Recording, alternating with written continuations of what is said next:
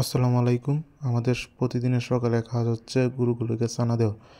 আজকে সকালে প্রচণ্ড বৃষ্টি হয়েছে, প্রায় 10টা 10:30 পর্যন্ত বৃষ্টি হয়েছে। 10:30 পর গরুগুলোকে বের করলাম। গরুগুলোকে বের করেই ওদেরকে খাবার দিয়ে দিয়েছি, কারণ ওরা প্রায় 3-4 দিন ধরে ওরা গোয়াল থেকে বের করতে পারি না।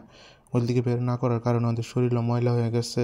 আর আমাদের গোয়াল হচ্ছে মাটির গোয়াল, নিচে চাটা দিয়ে দিয়েছি, তাই ওদেরকে ওইখানে গোসল বা রাখা যায় না, তাই আমাদের প্রতিদিন বের করতে হয়। আর মূলত কারণ হচ্ছে আমাদের 2টা গরু, তাই 2টা গরুর জন্য আমরা এখনও পাকা গোয়াল তৈরি করিনি। খুব শীঘ্রই আমরা একটা পাকা গোয়াল তৈরি করব। আর এদিকে প্রচণ্ড বৃষ্টির কারণে গরুগুলোর শরীরের অবস্থা পরিবর্তন হয়ে গেছে, তাই ওদেরকে সকালে বের করে ওদেরকে ভালো একটা খাবার দিয়েছি। আর প্রতিদিনের মতো আজকে প্ল্যান করে রাখছি যে আজকে পুকুরটা পরিষ্কার করব, কিন্তু সময়ের জন্য পুকুরটা পরিষ্কার করতে পারিনি। পুকুরটার মধ্যে জল গচ্চা পড়ে গেছে, আর ওই দিক দিয়ে ধান চাষ করছিলাম, ওইখানে সব মাছ চলে গেছে। এখন মাছগুলো রোদে যে বৃষ্টির কারণে মাছগুলো আসতেও আসে না পুকুরের মধ্যে, আর আমরা কচুগুলো পরিষ্কার করতে পারতেছি না, ধানের জমিগুলো নষ্ট করে ফেলতেছে।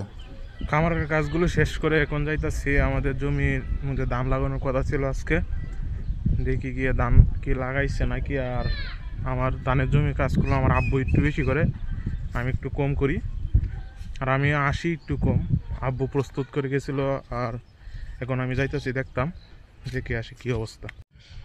যে একটা এটা প্রায় 15-20 দিন আগে লাগিয়ে গেছিলো, 15-20 দিন না আরও কম। একটা ভালো হয়ে গেছে আলহামদুলিল্লাহ। গতকালকে সার দেওয়া হয়েছে। 3 কাঠা জমি দেখাইছিলাম আগের একটা ভিডিওতে।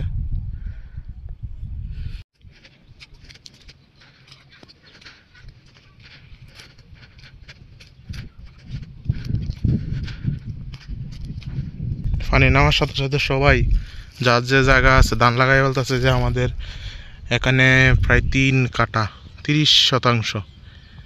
আমরা এখানে 20% করব, 2 কাঠা করব, আর 1 কাঠার মতো আরেকজন করবে।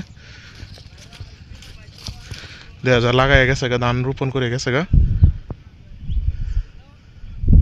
আর নামারটা আমরা পানি, এই যে এই জমিটার মধ্যে পানি এখানে আছে 40%, 4 কাঠার মতো, সেটার মধ্যে পানি, সেটাও লাগাবে। পানি কমতেছে না, এখন 2 দিন ধরে রোদ, প্রচণ্ড রোদ।